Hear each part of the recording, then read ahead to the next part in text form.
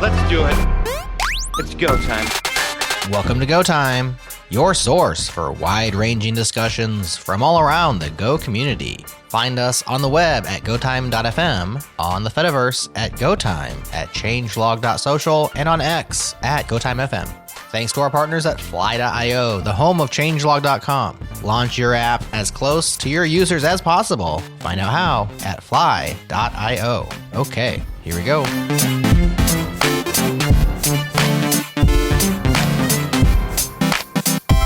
I am Natalie, and I am joined today by two people with equally complicated last names, Felix Geisendörfer and Michael Knyszek. Felix, you are a senior staff engineer at Datadog, where you work on continuous profiling as a product and you contribute to the Go runtime. And Michael, you are a software engineer at Google on the Go compiler and runtime team. How are you both doing? Good. Yeah, doing well. Nice. Felix, you came here with something to say about something that was told on this podcast in the past. Yes. So a while ago, specifically December 2022, I was listening to an episode of Go Time. And at that time, I was just looking into the execution tracer as a potential solution to a problem I was trying to solve at Datadog. And what we were trying to do was to simplify the process of debugging slow requests, especially without adding additional telemetry to identify maybe forgotten things like outgoing network calls that weren't instrumented and that might explain the latency, but also to deal with sources of latencies that are very difficult or impossible to instrument, such as mutex contention or inefficient Go routine communication patterns and stuff like this. Anyway, so the episode I was referring to, 260. Making Go more efficient. Yes, making Go more efficient. Mm-hmm. During this episode, Christian Simon said at some point, I've always started execution tracing when I was desperate, but I've never found a problem with it. And while I was listening to this, I was thinking, like, yeah, I totally get it. It's a difficult tool to use because I was using it at the time and just like getting to know it. But the other hand, I was also becoming really enamored with the possibilities of that tool and how it can really give answers to questions that no other tool in the Go tool system can answer. And so, yeah, I was hoping that one day I would come to the Go Time podcast to kind of challenge this assumption that this tool is only for the desperate and will not even help them. And also a lot has happened since then. Michael has recently blogged about improvements to the execution tracer on his more powerful Go execution traces blog post, where he summarized a lot of cool stuff that has happened in Go 121 and 122. And so hopefully today we can kind of dispel some myths about the execution tracer and tell people about how to use it efficiently. So you didn't just come alone to this episode to talk about this sentence. You really brought Michael to resonate with this. Michael, could you tell us about that blog post? Yeah, sure. So the blog post was all about the stuff that has happened with execution tracing in the last year, which is a lot. All of that sort of started with Felix and his colleague Nick reaching out to me after shared some document about possible directions. I don't remember through which channel. And we were thinking and excited about tracing. And we were trying to figure out what other teams at other companies and in the Go community in general would be interested in seeing. And I remember getting this email from Felix and Nick that's like, yes, we want to do this. We're willing to help. And I was like, great, we're doing it, right? And then that sort of started this whole saga. I think this was like December 2022 or something like that. But the history of execution traces goes back way further to Go 1.5, where it was initially introduced, and that came with a pair of APIs, one in the runtime to generate the traces and a tool that came with a Go tool trace, which would let you actually visualize and look at the different things that your program is doing. And that's what's sort of unique about execution traces, is they're the only tool that offers a view of what your Go routines are doing at any given point in time. And, for different things that Go routines do, you can see stack traces. And this is sort of getting into the use cases a little bit, but this sort of like killer feature of this is that you get to see things that aren't happening. And I think that there's a sort of magic with that. There's a lot of assumptions we make about what our programs are doing. and how we and there's a lot of assumptions we make about how our programs will behave when we write them, but the reality is often different. And whenever I find myself using execution traces to try to solve a problem, and from my perspective, that's usually something with the GC, some kind of latency issue that is, maybe the runtime is the culprit. It is really good at challenging my assumptions about what the runtime is doing. And how does it fit the ecosystem? Like it's one of the tools that come with Go, and any information you have like on the usage, how often people use, or any interesting like bits of information about this at all, if you have. Sure. The tool comes with every standard Go distribution. So, there's the Go command like go build, go test. And if you type go tool trace, then that will give you the command to actually look and analyze at traces. If you want to get a trace of your tests, you can use go test dash trace. There's the runtime /trace package for actually generating the traces. There's net/http/peepprof for basically setting up your HTTP server with endpoints that let you grab an execution trace on demand from production or something. And there's now a whole bunch of new experimental features that I can talk about sort of later as we move more into the future about execution traces and talk about the work that has happened in the last year, which I'm very excited to share, but I feel like I gotta motivate first. Well, do motivate us. Okay, very well. So the execution traces are great when they work, but the problem is, as Felix alluded to earlier, is that they can be kind of hard to use. So in that blog post, the main problems were that traces had high overheads. So for example, if you wanted to start tracing, you probably couldn't do so, and for more reasons than just that, and I'll get to, you couldn't really trace for more than a few seconds, or maybe as like an ad hoc tool, because traces tended to have very high overheads. When they were first released, they had, I think it was quite significant. It was like 450% or something like that.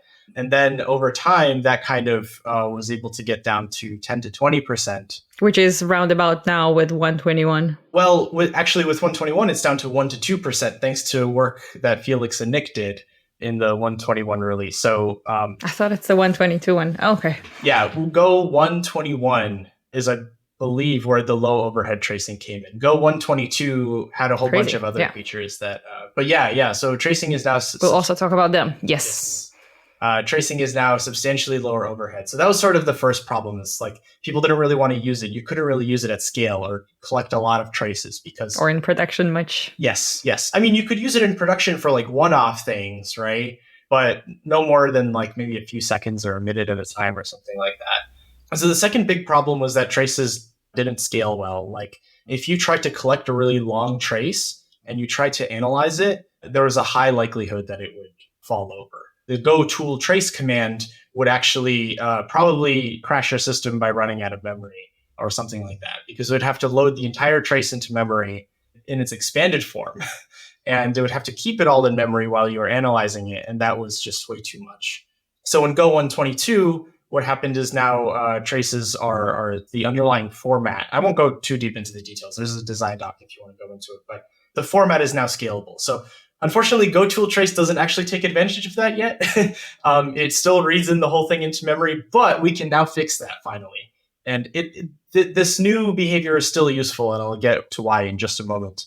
The next thing, which I was kind of alluding to, the next big problem was, and I imagine this is really the core reason why people say that they can't find the problem with traces, is that when you take a trace, what you really want to have a trace of is the bad behavior that you're seeing, right? Like, something you're reaching to tracing because something's wrong with your program and you want to capture the thing that's wrong with your program. The problem is there's often no way to identify it. You can identify when a bad thing has happened in the past, but if you start tracing at that point, you don't really get anything out of it. The trace is going to contain good behavior most of the time. And so either you just trace everything, which, as we said before, was not really feasible, or, you just take a whole lot of traces and hope that whole lot of small traces and hope that one of them actually catch the issue. And there are people that definitely use this technique and used it well, but it didn't really help with catching specific issues it more helped with catching some issue that was happening in production. So to remedy that, now that the trace format is sort of scalable and trace overhead is low, we had this idea for what's called flight recording. So people in the sort of Java ecosystem might be familiar with this idea, but basically you have tracing on all the time and you're not writing out this like massive trace containing all of the information about what your program is doing. Instead, the runtime, or maybe in this case, an external package, just keeps the most recent trace information always, just like the last 5 seconds, right? And every second or so, it throws away 1 second and stores the last second of information, something like that. And then at any point, you can ask it, please give me what you have. So that means you can do really interesting things, like say you're debugging a really, really high latency RPC, or request, to your web service. You can just put an if statement. You can start this flight recorder. You can put an if statement in your program that says, did this RPC take more than 500 milliseconds or something like that? If so, dump the trace. And what you get out of that trace is exactly what you wanted to know. What happened during those 500 milliseconds that made this particular request slow? And so we're kind of hoping that this is sort of entering a new era of tracing where you can actually really use it to target problems in a way that you couldn't before.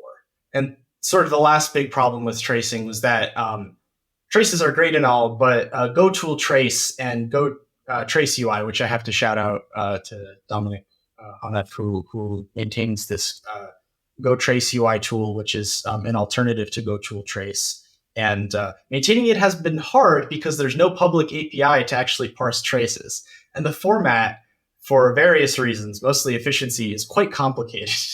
And so it's not for the faint of heart to just dive right into them, as some people have done. But now, in addition to this experimental flight recording, we also released an experimental API so that anyone can parse traces and get something out of them. So we're hoping that this will let people sort of use, and it's a streaming-based API, so it no longer requires holding the entire trace in memory, and people can write their own ad hoc analyses and learn what they want to about their applications. So that's pretty much a summary of everything. If there's anything you'd like me to clarify or dive deeper on, or anything, let me know.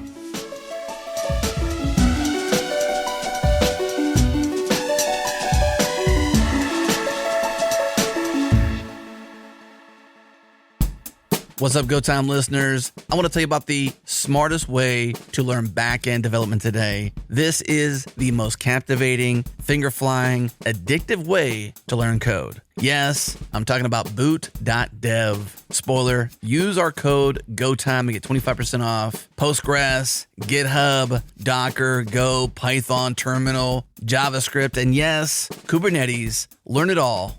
You can learn back-end web development from start to finish in Python and Go programming languages. And the folks behind boot.dev believe the smartest way to learn to code is to make sure you're never bored. That is the worst for learning. Don't be bored. Too easy, right? Boot.dev is online, self-paced, and feels like a captivating RPG game. The cool thing is this entire platform is built around tactics learned from modern game design. And it's designed to get you to write a ton of code, because getting your hands on the keyboard and shipping projects is really the only way to learn. Learn by doing, right? They also never want a student to feel like they've spent their money on something that isn't actually helping them. So they offer a 30-day, no questions asked refund policy, and also a free demo of every course and its interactive features. Also, if you're ever completely stuck or you just want to see how the instructor wrote the code, there are solutions available for every challenge on the site. And on that note, not everyone has the means to pay for a membership, so all of the content is free to read and watch in guest mode. However, a paid membership unlocks interactivity and the game that goes with it. So cool. The next step is to go to boot.dev and use the code GOTIME. Get 25% off your first payment to boot.dev. That's 25% off your first month or your first year. And that all depends on the subscription you choose. Once again, boot.dev and use the code GOTIME.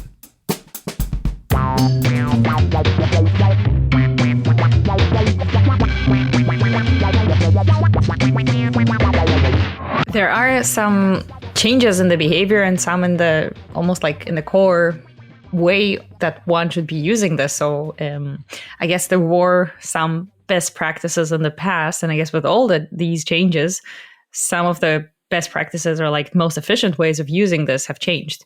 What would be some of them? So I wouldn't even necessarily say that there were best practices in the past because I think a lot of people didn't really know how to use them. And we didn't really as the Go team. And we can say anti-patterns. Yeah, sure. There are anti-patterns you could avoid, but there weren't really patterns for you to follow. Whereas I agree. Mm-hmm. Now the landscape is very different. Now, if someone said they wanted to debug a latency issue, I would say, try flight recording, turn it on and write that little bit of instrumentation code to try to catch it in the act, right? That was likely to hold some insights, right, as to why your request took a long time. The other thing I'd say is, is there something that GoToolTrace doesn't support for you, right? Because it's just one tool, right? And it can't possibly support every single use case. Then maybe dive into the API and write your own analysis and publish it in the Go community, right? It feels like there's a much bigger opportunity for traces now than there used to be. And I think you're totally right. I think now there are best practices, whereas previously there weren't. Are there some best practices you can recommend, or is this like more let's see how everybody uses this and kind of based on feedback from everyone we will be releasing that? Well, one thing I want to say is that a lot of the new stuff is experimental. So the core implementation, I'd say, is like pretty solid and ready. There are, of course, things we're still fixing because nothing's perfect. But for the most part, the core implementation is solid. The flight recorder and the trace API for parsing it and doing your own analyses, that's definitely still experimental. It has not gone through the proposal review process. It's not in the standard library. It's in the experimental. It's under the X. Yes. X/EXP for now. And to some extent, we're looking to see how people use these things and getting feedback and understanding. And on the other hand, we do definitely have some directions in mind, right? So I think flight recording is one of those things that just really, it's kind of structured to tell you how to use it, right? Which is that you have a problem, you turn on flight recording, and you make a little change to your source code to figure out when you want to get a trace of that problem. And best practices there, I mean, there's the web service example I mentioned before. And I guess I don't actually have another example off the top of my head. But yeah, we are looking to see how people will use it. We'll make the part 2 episode of this with sharing some of the insights in like a couple of months. I hope so. Yeah, I have a few thoughts on this as well. When I go back to what maybe was talked about in episode 260, I think the problem with execution traces before all these improvements that Michael just went over was twofold. One was the sort of user experience and how the data was visualized. And I'll go into how Go Trace UI has significantly improved the situation there. And the other one was the best practices for collecting the data. As Michael said, like previously it was you used it locally or maybe one-off in production, but then it was really hard to get it, catching it in the right moment. Now you can basically use it continuously, which is a game changer for getting the data that you actually want. But let's talk about the experience you get when you get some data from this tool. By default, what you see when you type in GoToolTrace and you open a trace is a little web interface and you have to click a link and then it takes you to the actual visualization that you want. And that visualization, I think, to a lot of people doesn't come natural because it kind of shows the world from the perspective of Go scheduler, not from the perspective of a Go developer. So what you see is a list of procs, which Michael's going to hate me for this, but they're like CPU cores. And what's a runtime? I was holding his hands in the hand. Yes, we'll can get into P's and M's and G's in a second here. But I think the first time you look at this, you should just think that each lane that you see like several lanes is a CPU core. And each of the little rectangles or spans that you see rendered is when the scheduler is actually taking a Go routine and executing it on a CPU core. And so that is maybe surprising to a lot of people because they think of their Go routine's existence as something continuous, and like they think of like the lifetime of a Go routine over time, including the time it's on CPU or off CPU. But I think most users don't really have a strong sense of when Go routine's actually switching. What they also don't have a strong sense is as the Go routine switches between on and off CPU, the timescales can be crazy. Like we're often like developing web servers syncing in tens or hundreds of milliseconds, but then you go into scheduling in the runtime and you're talking microseconds, maybe sometimes nanoseconds. And so like some things can be really, really short and tiny. And also, yeah, the Go routines can migrate between CPU cores or procs, as that's really called in the runtime. And so it's not what you would expect. What you would expect is one lane per Go routine and then seeing what that Go routine does over time, including when it's waiting for something for a long time, which is honestly where most Go routines spend most of their time. They're waiting on networking or on channel operations or on timers or on mutex contention. Hopefully not, but that's exactly the kind of problem you can find. And so I think the big change for the user experience was, like Michael was hinting at, Go Trace UI as a new third-party tool that's trying to change this user experience by showing you still that traditional view that is useful. And we can talk later on where that view is actually really, really good, but also a view where you see each Go routine and a timeline, what it's doing. And you can even, when you record CPU samples at the same time as you execution tracing, you can press on your keyboard, you can press S. I hope it's still the shortcut. I haven't tried for a while, which shows you the stack traces. So it basically becomes a flame chart where each lane of each Go routine sort of becomes into a changing stack trace over time. And you can really see what the Go routine is doing, both on CPU and off CPU. And that's a really neat way to understand what's really happening.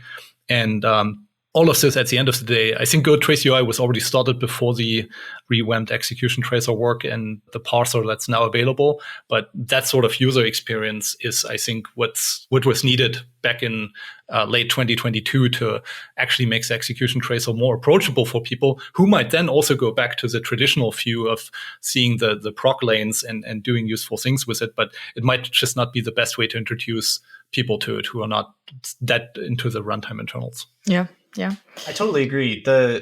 Working mostly on the Go team, I'm embarrassed to say I don't have very much experience with Go Trace UI.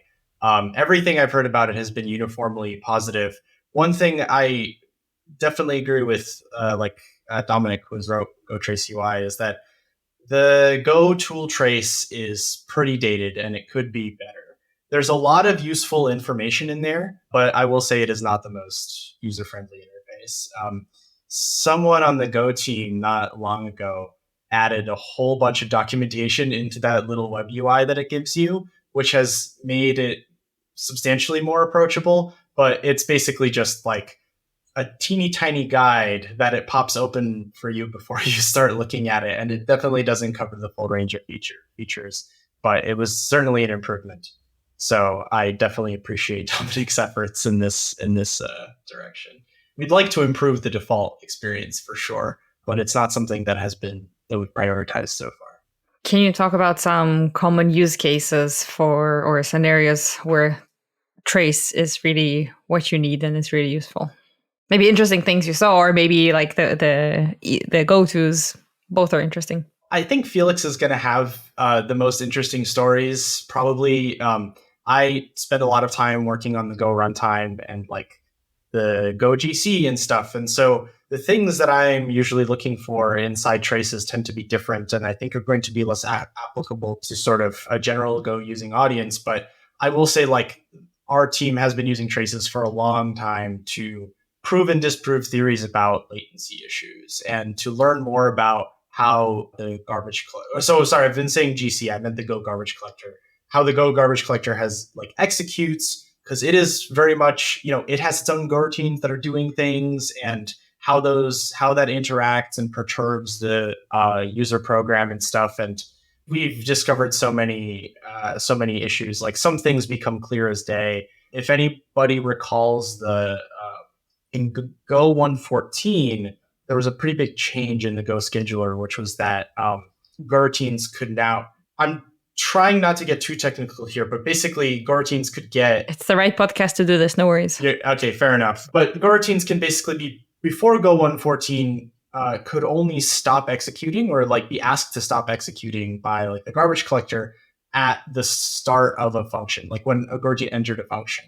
And when it blocked on a channel, or there was like a whole bunch of situations where it would yield its time. And this would cause latency issues in a lot of applications. If, like, say, one Go routine didn't call a function for a runtime, like, let's say it was just like encoding or decoding some really big thing, and it would just be in this tight loop doing like arithmetic, and nothing could stop it. So that the work to make it possible to stop a coroutine basically at any time was largely the problems that it was solving was very much visible in an execution trace. And I think at the time, Austin was the TL of the Go compiler runtime team. They used the execution trace view to sort of visualize that, hey, this isn't actually just a latency problem. This is a throughput problem. That you could see that this one coroutine was executing. The garbage collector was trying to stop all coroutines, and it stopped all of them except one. And so what that basically meant was that if your application was normally going along happily at, say, 16 cores, there was a period of time, maybe even milliseconds, where only one core was actually doing any useful work. And that's not just a latency problem, adding, milliseconds of latency to basically everything that's happening at that point, but it's also a throughput problem because nothing else is executing. And that was super, I think the visualization in the execution trace was incredibly powerful to display that particular problem and to motivate fixing it. Super interesting things. Yeah, so I think for me, the most common case why we built it into a Datadog was you have distributed tracing already, which is now a pretty common way for people to look at their request latency. And at some point, you get to a span in your distributed trace where there's a slow request, but it's a last leaf span. It's slow, it's in your application, and you don't know what's going on.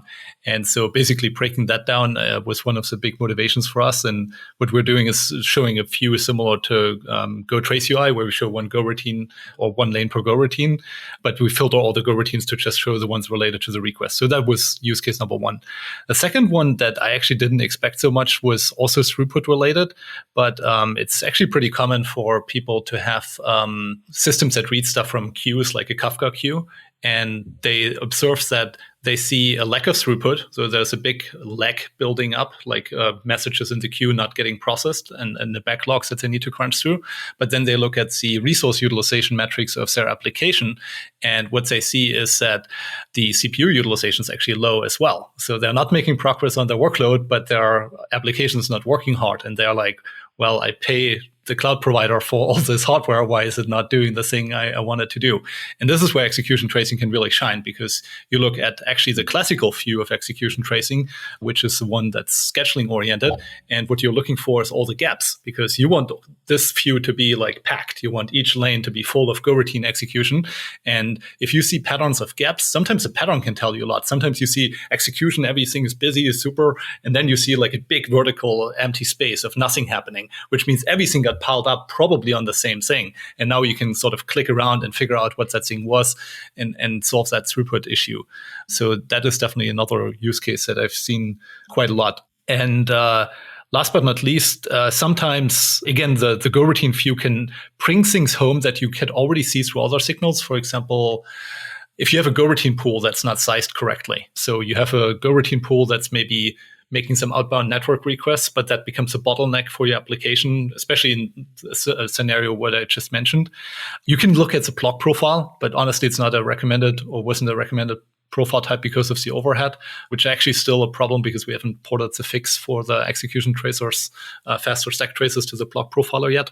But basically what you're looking for is you're trying to figure out which Go routine pool, if you have multiple of them, is sort of the bottleneck. And the way you can see it is the bottleneck Go routine pool on the other side, like the Go routine sending to that, will be blocked on send. So you'll see a lot of contention on send operations on the channels. And on the other side, on the outgoing side, you'll see starvation on receive.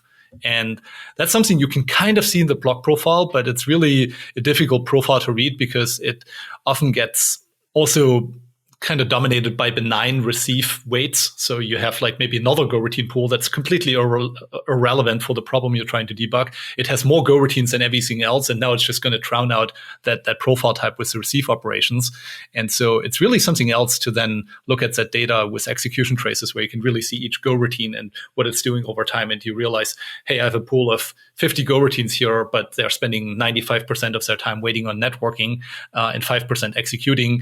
No wonder why I'm not making use of my CPU resources. I need to significantly increase this pool. So not only that pool can do more work, but all the other pools on the left and the right side of it can as well. So I think that's, another pretty common thing. And when you are looking at results and you want to go and interpret them, how do you go about this? Are you like looking for patterns of how you know it looks right, and you're looking for what pops up as an anomaly, or is there another way that you're going about that? Yeah, so the patterns definitely, like both like in a Go routine view as well as in the scheduling view. Another thing that's actually kind of neat that we haven't mentioned yet is there's at least two very interesting time series on top of Go tool trace when you look at the execution traces. The first one shows you the number of Go routines and the number of unscheduled Go routines. So actually, when that graph like ticks up with the color of unscheduled Go routines, you know that something is, a lot of Go routines want to run because they're runnable, but they're not getting scheduled. So you can kind of look at what's going on there. Usually means you actually don't have enough CPU resources. The question is why. Sometimes you can actually see another pattern where a garbage collection comes in, takes some of the lanes over where Go routines want to execute, and suddenly you get all these unscheduled Go routines on top. The other thing is garbage collection, where you get an interesting lane showing you what's the current heap in use metric is and what the target is, and then you see the two approaching and garbage collection cycles kicking off. And to some degree, you can see this with metrics, but metrics are often captured at a lower resolution, like tens of seconds or something. And so sometimes you don't see those violent patterns of GC cycles happening and disturbing your application. I mean, you can still measure it and put it on a graph like GCs per second, but I don't know, something doesn't quite drive that point home to me as in actually seeing it in the application and seeing the havoc that it causes. So, yeah. I think part of why you don't get to see that with metrics is I don't think there is a metric that exposes the classic GC sawtooth where like you allocate up and then the GC happens and then it drops again. I don't think there even is a metric that fully captures that. So that might be why. But the execution traces definitely do. And I wanted to stress your point that you made earlier in terms of patterns is looking at gaps often is much more important in execution traces than looking at the actual things executing. I mean, we put a lot of effort into like having all these different kinds of events and capturing them and putting them up on display. But and they're incredibly useful because when you're looking at the gaps, you usually want to look at the edge of the gaps to see why the gaps are happening. But the gaps end up being the most important, right? Like if you have a web service and you think it's running well, then all of the lanes in the sort of classic scheduler view that Felix was talking about, it like really should be packed full. That's how you know things are going well. It's when they're not packed full that something is wrong. Mm-hmm. And so looking for those gaps is sort of maybe like the most important thing that traces can provide you. What are some other things you will be looking for, or kind of what we cover? I mean, personally, I always look at the sort of like GC metrics because sometimes it can point at something unexpected, right? Like, I mean, I'm sure many are familiar with optimizing your application. Well, not everybody, but many people are familiar with optimizing your application by trying to reduce the number of heap allocations, basically the amount of memory that counts toward garbage collection. You try to reduce the overhead of garbage collection. And the latency impact of garbage collection is often hard to see or hard to understand, I suppose. But in an execution trace, it's much more visible. Like, I won't go into the details, but there's like mechanisms where Go routines might go off and do some garbage collection work for a little bit, and that is plainly visible in the trace. So you can see like, oh, okay, actually, my latency issue seems to actually stem from a garbage collection issue. Maybe I should spend some time working on reducing the amount of memory that my program allocates and stuff like that. Or perhaps it suggests I should look at Go GC or Go mem limit the two GC knobs and see what I can do there. Or perhaps it suggests I need to resize my instances, like Felix was saying, with sort of like if you see a lot of Go routines that are able to run but are not running, it sort of suggests that the server is overloaded. Felix, do you have anything to add, or we kind of covered all the ones that are your go-tos? I don't know if it was mentioned already, like system call behavior is something that is pretty interesting because, well, first of all, system calls are implemented in an interesting way in the runtime, so it is definitely something to watch out for. But yeah, in the execution traces, you can see any syscall that's being made. That has already been true historically, but since the work that Michael's been doing, they now also show the duration of the system calls. Previously, you just got a tiny, faint little line that shows syscalls happening, but you have no idea, is it a slow one, is it a fast one? And it matters to the runtime quite a bit, because if a system call is long, then eventually sysmon, a background Go routine, will come along and decide that this operating system thread is now blocked in a system call, and that the runtime should detach that from the scheduler and lets the scheduler create a new thread to run Go routines on. Michael can correct me if I got this wrong so far, but very interesting things are happening around syscalls in the runtime that are worth studying, and the new execution tracer can show these much better than before. Yeah, totally agree. Like as someone that works on the runtime, being able to see that is super important because I don't want to call it a heuristic, but it's like, I will say the handling of system calls efficiently is not an exact science. And we're kind of always thinking about ways that could be improved. And being able to observe that from a runtime perspective is incredibly useful. But coming back to the thing I said before about challenging your assumptions about how your programs run, the being able to see how much time is being spent in syscalls is incredibly useful. You'll see that a little bit in like CPU profiles and stuff, but here you get kind of a latency oriented view of the time spent in syscalls, which is incredibly useful. What's also kind of fun is that the runtime treats CGO calls like syscalls, so you also get a lot of visibility into those kind of accidentally, but can be very interesting as well, because CGO can often be involved in very interesting performance issues because it's not easy to use CGO correctly from Go. Yeah, and that's one thing actually that I think Dominic has filed an issue against us to not count CGO calls as syscalls, because there's obviously some overhead to tracing, and CGO performance is one of those things that is always nice to have faster, right? Like you want the bridge between Go and C and Go and other languages in general to be as fast as possible, and sort of doing. Like today it's okay because it's not that fast to begin with, but you could imagine that if one day it gets faster, then tracing could actually be a significant impediment, and we might want a different way to represent that in traces. But for today, yeah, it's great. Yeah, but don't rely on that use case. Felix, you have an upcoming talk about this at GopherCon Europe in June, and you will be talking about all those things, and also a little bit about frame pointer unwinding. Do you have some spoilers? Oh, yeah. So the talk is called How to Win Frames and Influence Pointers. And it is partially the story that we're telling today of sort of the collaboration on making the execution tracer better.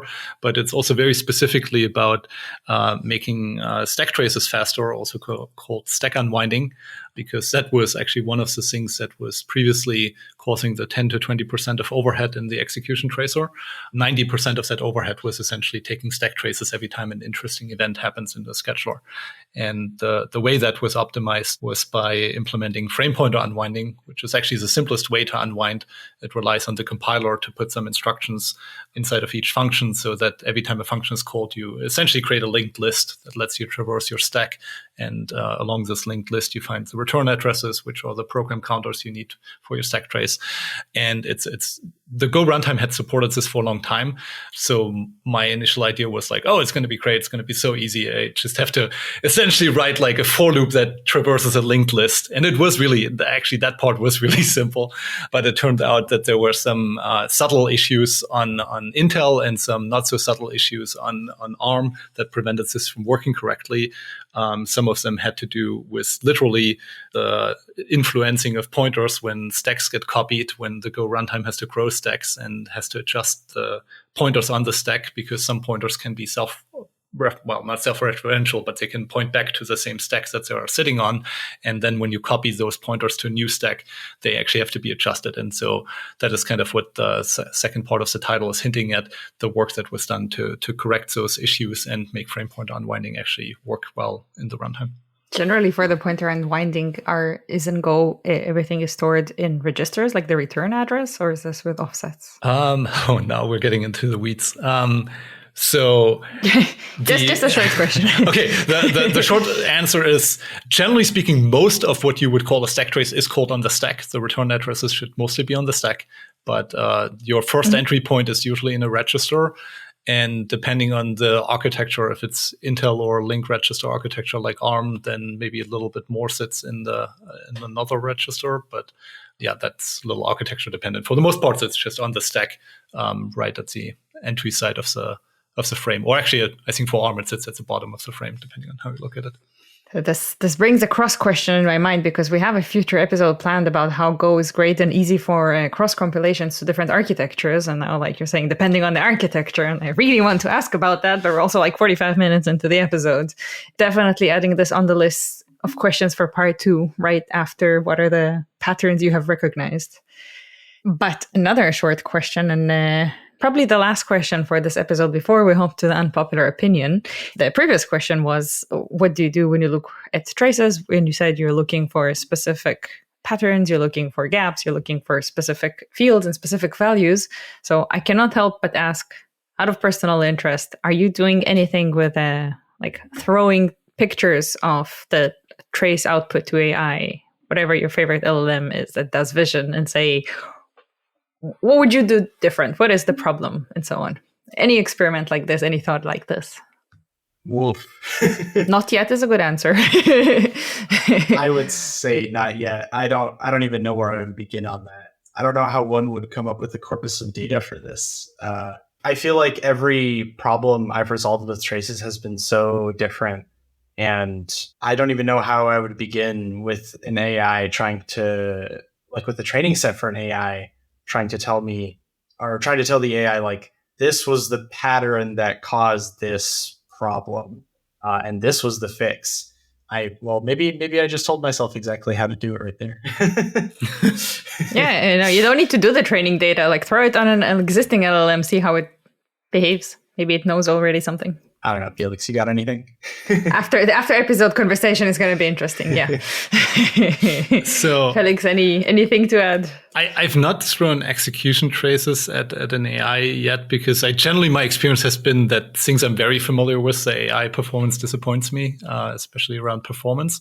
But I have actually taken pictures of data analysis things I've done recently, actually related to profiling, where I was testing something with sample rates and what a profiler could detect in terms of how often a function could be called. Like, it's impossible, but it produced a very interesting graph. Like, was doing a simulation, it was producing an oscillating curve that was kind of, the oscillations were getting further apart and then eventually trended down. And I uploaded that to ChatGPT, and it was like, have you seen this pattern before? And it correctly described the pattern like that I was seeing. It did not figure out where it had seen it before, but hey, like 50% of the way there, like, it already recognizes what's in the picture, and eventually it will be able to connect the dots and give me the right connections, because sometimes that's all you need, like connecting sort of one area of knowledge with another one, and then you jump that link and off you go. So I think the future is interesting. Was it the free version? No, I paid and I got nothing. So okay, I get a preview of the future. Yeah, that's fair. Yeah, interesting. Okay, cool. Also something to talk about part 2 of this episode. See how the AI developed since our conversation today. But until then. I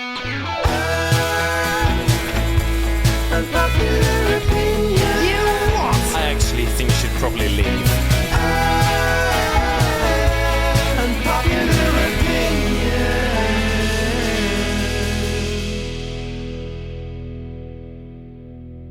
Okay, so unpopular opinion is where you say your unpopular opinion doesn't have to be about tech, it can be about anything. And then we will make this into a Twitter poll, an X poll.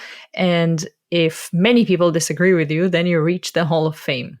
Who would like to start with their unpopular opinion? Sure, I'll go first. I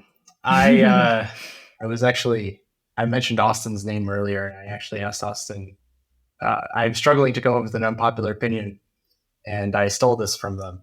My unpopular opinion is, let's deprecate the entire runtime package. And I'm not talking about like the garbage collector or the scheduler. I'm talking about the public API of the runtime package. It has so many warts, so many ways to use it incorrectly. All the APIs, a lot of them have replacements in other packages already. A lot of them should have replacements. I have the list open here, and I could just go off. I could just start talking about that. Maybe some of the functionality wouldn't come back. Maybe that's the unpopular part of this unpopular opinion. That some of it should just not come back. Though some of it is also a necessary evil, like runtime.gc, runtime.locos thread. If anyone's familiar with them, I think you would agree that they are necessary evils. So that's several unpopular opinions. If we are to tweet one of them, which one do you choose? Is it just the first one that you said that this should be deprecated altogether? Yes. Let's go with that. All right. Registered. On the register. Felix, you're up. What is your unpopular opinion? Yeah, in today's theme of referencing previous episodes, Matt Boyle recently shared his opinion that Twitter is still a good place for Go developers to hang out. And if you're going to have unpopular opinions on Twitter saying that Twitter is great, like you're not trying hard enough. So my unpopular opinion is that while this might be true today, I think that LinkedIn is actually going to eat tech Twitter over the next few years and that everything is going to move over there. I am not happy about it, but this is what I see happening. Interesting. Why do you think that? I noticed that the engagement on Twitter has been trending down. I am not entirely enamored with the current ownership of Twitter. And I see LinkedIn just on a growth trajectory that is solid. And they've been growing tremendously over the past decade. I think they will continue to do so. It's a weird place to hang out, but I've just seen more and more conversations happening there. I have much less people following me there than on Twitter, but when I post stuff there, I get at least a similar amount of engagement. So I just observe the trend. I'm not happy about that trend because I think LinkedIn is weird, but I think it's happening. Yeah. Can I interest you in a Java job? Some embedded role. You'll do great on LinkedIn tech Twitter. some of the weird messages people get weekly there. Yeah. Interesting. Let's see how that acts. My unpopular opinion that I already happened to tweet and check. So I think it's unpopular because most people thought otherwise. When you are working from home and you are alone, music makes sense to listen to it through your earphones, not through your computer speakers. Why do you think it makes sense to listen to it through your headphones? I think it's because I had German neighbors for long enough. I'm now bothered by the thought of bothering other people. I kind of agree. I used to listen to music and like play stuff through the TV just out loud for pretty much all my life. But recently I've started to really enjoy like playing games and watching TV in headphones because I get a stereo experience that I don't see, that I don't get to hear. Yeah, I mean, the quality. Yeah, so the quality ends up actually being a lot better. So I'm with you on that one, actually. Yeah, I do the same, actually. So I'm not sure how unpopular this is going to be at the end of the day. my small sample group of Twitter followers said that it makes more sense on the speakers, but let's see what this says. Cool. Thank you very much for joining and talking about the tracing tool. That was interesting. All the updates are interesting. I hope the flight tracing goes well and leaves the experimental, and we will speak about it joining like the standard library next time. Yeah, until then, enjoy your traces. May you have less anomalies. Thanks for joining. Thanks for hosting. All right, that's our show. Thanks for hanging with us. Subscribe now if you haven't yet. Head to gotime.fm for all the ways. Or search for GoTime wherever you get your podcasts. You'll find us. If you're a fan of GoTime and get value from the pod, share the show with your friends and colleagues. And if you really dig it, hook us up with a 5-star review. We appreciate it. Thanks once again to our partners at Fly.io, to our Beat Freakin' residents, Breakmaster Cylinder, and to our friends at Sentry. Save $100 off their team plan when you use code CHANGELOG during sign up. That's all for now, but we'll talk to you again next time on GoTime.